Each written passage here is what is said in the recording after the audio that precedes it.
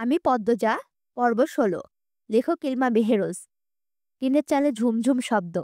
বৃষ্টির এই ছন্দ অন্য বেলা বেশ ভালো লাগলেও এই মুহূর্তে ভয়ঙ্কর লাগছে পদ্মজার। এক একটা বজ্রপাত আরও বেশি ভয়ানক করে তুলছে পরিবেশ। সে কাঁচুমাচু হয়ে ফোঁপাচ্ছে। বৃষ্টির শব্দ একটুও কমলে কিছু কথা ভেসে আসে বাতাসে। আপনি ভয় পাচ্ছেন কেন? আমাকে ভয় পাবেন না। বিপদে পড়ে এই বাড়িতে উঠেছি, বিশ্বাস করুন। পদ্মজা কান্না থামালো, কান খাড়া করে শোনার চেষ্টা করলো। দরজার ওপাশ থেকে আমির নামের মানুষটা বলছে, দরজা খুলুন, বিশ্বাস করুন আমাকে, আমি আপনার সাথে কোনো সুযোগ নিতে আসেনি, ভয় পাবেন না। পদ্মজা একটু নড়ে সরে বসলো। আমির আবার বলল, শুনছেন? পদ্মজা ঢোক গিলে কথা বলার চেষ্টা করলো, কথা আসছে না। এরপর খ্যাক করে গলা পরিষ্কার করলো, বলল, আমি দরজা খুলবো না। ক্ষণকাল উত্তর আসলো না। এরপর আমির বলল, আচ্ছা, খুলতে হবে না, আপনি ভয় পাবেন না প্লিজ, আপনি চলে যান। বৃষ্টি থামতে দিন। হঠাৎ বৃষ্টির জন্যই তো আপনার বাড়িতে ওঠা। আমার বৃষ্টিতে সমস্যা হয়। আমিরের মুখে স্পষ্ট ভাষা শুনে পদ্মজা বুঝল লোকটা শিক্ষিত। কথাবার্তা শুনে ভালো মানুষ মনে হচ্ছে, তবুও সাবধানের মার নেই। সে দরজা খুলল না, বিছানায় গিয়ে বসলো। ভয়টা কমেছে। শুনছেন? পদ্মজা জবাব দিল, বলুন। আপনার নাম কি? ডাকনাম বলুন। পদ্মজা। সুন্দর নাম। আমার নাম জিজ্ঞাসা করবেন না? জানি। আমির অবাক হওয়ার ভান ধরে প্রশ্ন করল, কিভাবে? আমাকে চিনেন? না, কিছুক্ষণ আগেই নাম বললেন। তখন তো ভয়ে কাঁপছিলেন, নাম শুনেছেন? বাহ! আমিরের কণ্ঠে রসিকতা। পদ্মজা মৃদু হাসল। কেন হাসল জানে না। আমির বলল, শুনছেন? শুনছি। আপনি কি এরকমই ভীত? আমার সাহসিকতা প্রমাণ করানোর জন্য এখন বের হতে বলবেন, তাই তো? ওপাশ থেকে গগন কাঁপানো হাসির শব্দ আসলো। আমির হাসতে হাসতে বলল, বেশ কথা জানেন তো। এই বিষয়ে কথাবার্তা এড়িয়ে গেল পদ্মজা। বলল, বৃষ্টি কমলেই চলে যাবেন কিন্তু। এত তাড়তে হবে না, বৃষ্টি কমলেই চলে যাব। কষ্ট নিবেন না, খালি বাড়ি তো। বাকিরা কোথায়? এটা মোর্শেদ কাকার বাড়ি না? জি। উনার ধানের মিল তো এখন আমার আব্বার দখলে। ছুটিয়ে নিবেন কবে? পদ্মজা অবাক হয়ে দরজার দিকে তাকালো। বিস্ময় নিয়ে বলল, আপনি মাতব্বর কাকার ছেলে? অবাক হলে মনে হচ্ছে। মাতব্বর কাকার ছেলের নাম তো বাবু। আমি হেসে বলল, আমার ডাক নাম বাবু, আম্মার আব্বা ডাকে। ভালো নাম আমির। পদ্মজা আর কথা বাড়ালো না। বজ্রপাত থেমেছে, বৃষ্টি রয়েছে। আমি জিজ্ঞাসা করল, বাকিরা কোথায় বললেন না তো? আম্মা আব্বা ঢাকা, আজ ফেরার কথা ছিল। আর দুই বোন আর ভাই নানার বাড়িতে। বোধহয় বৃষ্টির জন্য আসতে পারছে না।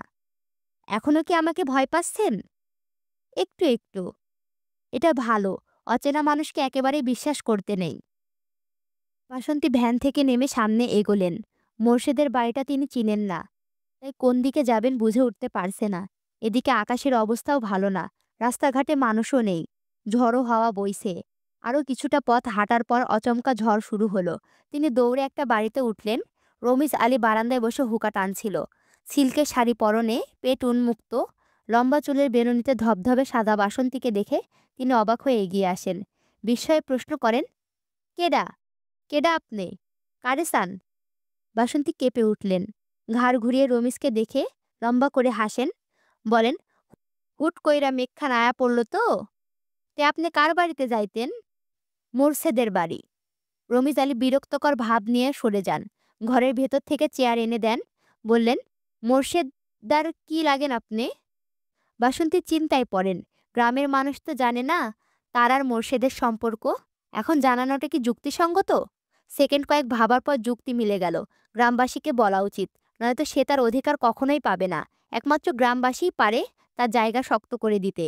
বাসন্তী রমিজ আলীর চোখের দিকে তাকিয়ে বললেন, আমি তার বউ লাগি, প্রথম বউ। তার লগে আমার ২০ বছরের সম্পর্ক। রমিজ আলীর চক্ষুদ্বয় যেন কোটার থেকে বেরিয়ে আসতে চাইল। মেঘনা চাইতে বৃষ্টি পাওয়ার মতো আনন্দ অনুভব করেন। তিনি প্রবল উৎসাহ নিয়ে বলেন, এর পরের বউ জানে? না। থাহেন কই আপনি? রাধাপুর। লুকায়া রাখছিল বিয়া কইরা? হ। এখন মোর্শেদ আমারে তালাক দিতে চাই। আমি আমার সাথে সংসার করতে চাই না। তাই আমি আমার অধিকার নেওয়ার জন্য আইছি। আমি তার বাড়িতে থাকবার চাই। আপনারা আমার সাহায্য করেন। গ্রামবাসী ছাড়া মোর্শেদ আমারে জায়গা দিব না। রমিজ আলী প্রবল বৃষ্টি আর বজ্রপাতকে হটিয়ে উঁচু স্বরে বলেন, আপনি জায়গা করে দেওয়ার দায়িত্ব আমাগো কাম। আপনি চিন্তা কইরেন না, মেঘটা কমতে দেন, এরপর খালি দেখেন কি হয়। বাসন্তী চোখ মুখ জ্বলজ্বল করে উঠল। ভরসা পাওয়া গেল। রমিজ আলী প্রতিশোধ নেওয়ার নেশা পেয়েছে। মোর্শেদ তাকে কত কটু কথা শুনিয়েছেন, অবজ্ঞা করেছেন, অপমান করেছেন। এবার তার পালা। প্রতিটা অপমান ফিরিয়ে দেবেন বলে শপথ করেন। তিনি বাসন্তীকে ভরসা দিয়ে বললেন, আপনি বইয়া থাহেন, আমি আরো কয়জনরে লইয়া আইতাছি। রমিজ আলী খুশিতে গদগদ হয়ে বেরিয়ে যান। সৈয়দ, রজব, মালেক, কামরুলকে নিয়ে ফিরেন। সবার হাতে হাতে ছাতা। কামরুল আটপাড়া এলাকার মেম্বার। গ্রামের কোনো অনাচার হলে তা দেখার দায়িত্ব তার। তাই তিনি মাথার ওপর বজ্রপাত ঝড় নিয়ে ছুটে আসেন। পদ্মজা উসখুস করছে। টয়লেটে যাওয়া প্রয়োজন। প্রস্রাবের বেগ বেড়েছে। এভাবে আর কতক্ষণ থাকা যায়? সাহসও পাচ্ছে না বের হওয়ার। রুমে পায়চারি করল কিছুক্ষণ। চোখ বন্ধ করে জোরে নিঃশ্বাস নিল। এরপর কাঁচি কোমরে গুজে নিল। আয়তুল কুরসি পরে বুকে ফু দিল। তারপর দরজা খুলল। আচমকা দরজা খোলার আওয়াজ শুনে আমির চমকে তাকালো। আকাশ থেকে কালো মেঘের ভাবটা কেটে গেছে অনেকটা। সন্ধ্যার আজান পড়ছে। সালোয়ার কামিজ পরা পদ্মজাকে দেখে মুহূর্তে হৃদস্পন্দন থমকে গেল তার। পদ্মজা ওড়না টেনে নিল নাক অবধি। এরপর কাপা পায়ে আমিরের পাশ কাটল। আমিরের চোখ স্থির, নিঃশ্বাস এলোমেলো, ঠোঁট শুকিয়ে কাঠ। পদ্মজা যখন ফিরছিল রুমে, তখন আমির ডাকল, পদ্মজা। পদ্মজা দাঁড়ালো। মানুষটা খারাপ হলে এতক্ষণ আক্রমণ করত। যেহেতু করেনি, মানুষটার উদ্দেশ্য খারাপ না, তাই দাঁড়ালো। তবে ঘাড় ঘুরিয়ে তাকালো না। আমিরের গায়ে স্যান্ডো গেঞ্জি পরা, শার্ট ভিজে গেছে, তাই বারান্দায় দড়িতে রেখেছে, বাতাসে শুকোতে। আমির বলল, অলন্দপুরে এমন রূপবতী আছে, জানতাম না তো। পদ্মজা লজ্জা পেল, বিব্রত বোধ করল। বৃষ্টি প্রায় কমে এসেছে। পদ্মজা বলল, আপনি এবার আসুন, কেউ দেখলে খারাপ ভাববে। যেতে তো ইচ্ছেই করছে না। লোকটা বলে কি? এতক্ষণ বলল বৃষ্টি কমলেই চলে যাবে, এখন বলছে যাবে না। পদ্মজা ঘুরে তাকালো, চোখের দৃষ্টি আগতে নিয়ে বলল, চলে যান। আমির কিঞ্চিত হা হয়ে তাকিয়ে রইল। না চাইতেও পদ্মজা আমিরকে খেয়াল করল। শ্যামবর্ণের একজন পুরুষ, থুতনির মাঝে কাটা দাগ। সাথে সাথে চোখ সরিয়ে নিল পদ্মজা। কাঁদো কাঁদো হয়ে বলল, বৃষ্টি কমে গেছে, আম্মা আব্বা চলে আসবে, চলে যান। আমিরের নিস্তব্ধতা পদ্মজাকে বিরক্ত করে তুলল। এত ঘাড় তেরা দুই কথার মানুষ কিভাবে হয়? উঠানে পায়ের শব্দ, কয়েক জোড়া পায়ের শব্দ। বারান্দা থেকে তাকালো আমির এবং পদ্মজা। গ্রামের এতজনকে দেখে পদ্মজার নিঃশ্বাস বন্ধ হয়ে আসে। দৌড়ে রুমে ঢুকে পড়ল। রমিজ আলী চেঁচিয়ে ডাকেন, কই রে মোরশেদদা, আকাম কইরা এখন লুকায় আছিস কেন? বাইর হ, তোর আকাম ধইরা লইয়া আইছি। আমির বারান্দা পেরিয়ে বেরিয়ে আসে। গভীর মুখে বলল, ওনারা বাড়িতে নেই। উৎসুক জনতা আমিরকে দেখে অবাক হলো। কামরুল বললেন, আরে আমির, শহর থেকে আইলা কবে? এই তো 4 দিন হলো। আছেন কেমন? এই তো আছি। তা এখানে কি করো? আমির উত্তর দেওয়ার আগেই রমিজ আলী প্রশ্ন করেন, বাড়িতে কি কেউ নাই? আমির বেশ সহজ সরল গলায় বলল, আছে, পদ্মজা আছে। উপস্থিত 5-6 জন তীক্ষ্ণ চোখে তাকালো। সবার দৃষ্টি দেখে আমির বুঝলো সে কত বড় ভুল করে ফেলল। তাহলে পদ্মজা এটারই ভয় পাচ্ছিল? আমির দড়ি থেকে শার্ট নিয়ে দ্রুত পড়ল। এরপর কৈফিয়ত স্বরে বলল, আপনারা যা ভাবছেন তা নয়। আমি বাড়ি ফিরছিলাম, বৃষ্টি নামে, তাই এই বাড়িতে উঠে পড়ি। বাড়িতে কেউ নেই জানলে। আমির কথা শেষ করতেই পারল না। রমিজ আলী চেঁচিয়ে আশেপাশে বাড়ির সবার মানুষদের ডাকাডাকি শুরু করলো। মাতব্বর তাকে কম অপদস্থ করেনি, কোণঠাসা করেছে। মোর্শেদ পথে ঘাটে কটু কথা শুনিয়েছে। আজ সেই যন্ত্রণা কমানোর দিন। আমির ভড়কে গেল। কামরুল আঙুল ছাসিয়ে কঠিন স্বরে বললেন, তোমার কাছে এটা আশা করি নাই। তোমার আব্বারে ডাকতাছি, উনি যা করার করবেন। আমির বিরক্তি নিয়ে বলল, আরে আজব, কি শুরু করছেন আপনারা? সৈয়দ আমিরের বয়সের কাছাকাছি, ব্যক্তিগত ভেজাল আছে তাদের মধ্যে। সৈয়দ হুঙ্কার ছেড়ে বলল, চুপ থাক তুই। তোর বাপে মাতব্বর বইরা তোরে ডরাইমো আমরা? আকাম করবি আর ছাইরা দিমু তোরে? আমিরের চোখ লাল বর্ণ ধারণ করে। রেগে গেলে চোখের রং পাল্টে যায় তার। কালো মুখশ্রীর সাথে লাল চোখ ভয়ঙ্কর লাগে। সৈয়দ ভেতরে ভেতরে ভয় পেল। আমিরের হাতে কম মার খায়নি সে। তবে আজ সুযোগ আছে। পুরো গ্রামবাসী একদলে। সে কিছুতেই ছাড়বে না। ঢোক গিলে বলে, চোখ উল্টায়া লাভ নাই, কুকামের উসুল না তুলে যাইতে দিচ্ছি না। আমির রাগে শক্ত হাতে সৈয়দের কানের কাছে থাপ্পড় দিল। মুহূর্তেই সৈয়দের মাথা ভন ভন করে উঠল। ততক্ষণে রমিজের উস্কানিতে মানুষ জমে গেছে। সবার হাতের হাতে টর্চ, হারিকেন। আধার নেমে এসেছে। আমির আবারও সৈয়দকে মারতে গেল। কয়েকজন এসে জাপটে ধরল আমিরকে।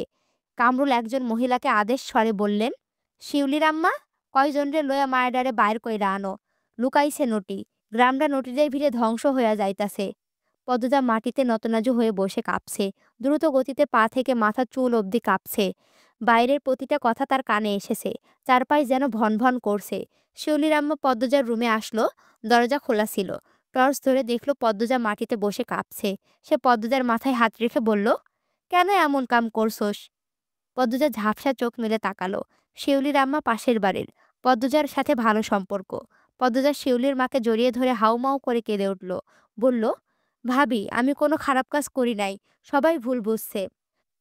রিনা নামে একজন মহিলা পদ্মজাকে জোর করে টেনে দাঁড় করালো। হেমলতার অনেক বাহাদুরি এই মেয়ে নিয়ে, অনেক অহংকার।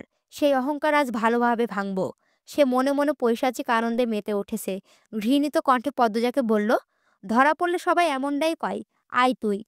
পদ্মজা আকুতি করে বলল, বিশ্বাস করুন, আমি খারাপ কিছু করিনি। আম্মা এসব শুনলে মরে যাবে। আপনারা এমন করবেন না। কারো কানে পৌঁছালো না পদ্মজার কান্না, আর্তনাদ, আকুতি। সবাই গ্রামের সবচেয়ে সুন্দর মনের, সুন্দর পরিবারের সদস্যগুলোকে ধ্বংস করার মেতে উঠল। পদ্মজাকে টেনে হিঁচড়ে বের করে আনে। কখনো ঘোমটা ছাড়া কোনো পুরুষের সামনে না যাওয়া মেয়েটার বুকে ওড়না পড়ে রইল ঘরে। ৩-৪ জন মহিলা শক্ত করে চেপে ধরে রাখলো। সবাইকে উপেক্ষা করে পদ্মজা ঘৃণিত চোখে তাকালো আমিরের দিকে। আমির চেষ্টা করছে নিজেকে ছাড়ানোর, কিছুতেই পারছে না। পূর্ণা জ্বরের চোটে কাঁপছে। বাড়িতে ঢুকে দেখলো কোলাহল। ভয় পেয়ে গেল। একটু এগিয়ে দেখলো পদ্মজার বিধ্বস্ত অবস্থা। জ্বর মুহূর্তেই ডুবে গেল। দৌড়ে এসে পদ্মজাকে জড়িয়ে ধরলো। চেঁচিয়ে উঠল, আমার আপারে এমনে ধরছেন কেন? আপা, এই আপা, কাঁদছো কেন? পদ্মজা কেঁদে বলল, পূর্ণা, আম্মা মরে যাবে এসব দেখলে। আমি কিছু করি নাই পূর্ণা। পূর্ণা কিছু বুঝে উঠতে পারছে না। শুধু অনুভব করছে তার বুক কাঁপছে, ব্যথায় বিষে যাচ্ছে। সে রিনাকে বলল, খালা, আপনি আমার বোনকে এভাবে ধরছেন কেন? ছাড়েন। রিনা কর্কশ কণ্ঠে বলল, তোর বইনের রস বাইরা গেছিল, এই জন্য খালি বাড়িত ব্যাঠা ছেঁড়া ডাইকা আনছে। আয়না রস কমাইছে। পূর্ণা গা রিরি করে উঠল। তেজ নিয়ে বলল, খারাপ কথা বলবেন না একদম। আমার আপা এমন না। পাশ থেকে একজন মহিলা পূর্ণার উদ্দেশ্যে বলল, তোর মা যেমন, হের মা এটাও এমন হইছে। নিজেও এমন কিস্সা করলো, মায়াও এমন করলো। পদ্মজা চমকে তাকালো। মহিলা বলে যাচ্ছে, বুঝলা তোমরা সবাই, মায় এক বেশ্যা, মায়েরে বানাইছে এক বেশ্যা। পদ্মজা আচমকা রেগে গেল খুব। আক্রোশের শরীর কাঁপতে থাকলো। রিনা সহ 2 মহিলাকে ঠেলে সরিয়ে দিল। এরপর রাগে চেঁচিয়ে বলল, আমার মাকে নিয়ে কিছু বললে আমি খুন করব। মেরে ফেলবো একদম। জিভ টেনে ছিঁড়ে ফেলবো। পদ্মজা এহেন রূপ দেখে সবাই থতমত খেয়ে গেল। লম্বা চুলগুলো খোপা থেকে মুক্ত হয়ে পিঠময় ছড়িয়ে পড়ল। চোখের মনে অন্যরকম হওয়াতে মনে হচ্ছে কোনো পেতাত্তার আগে ফোঁসফোঁস করছে।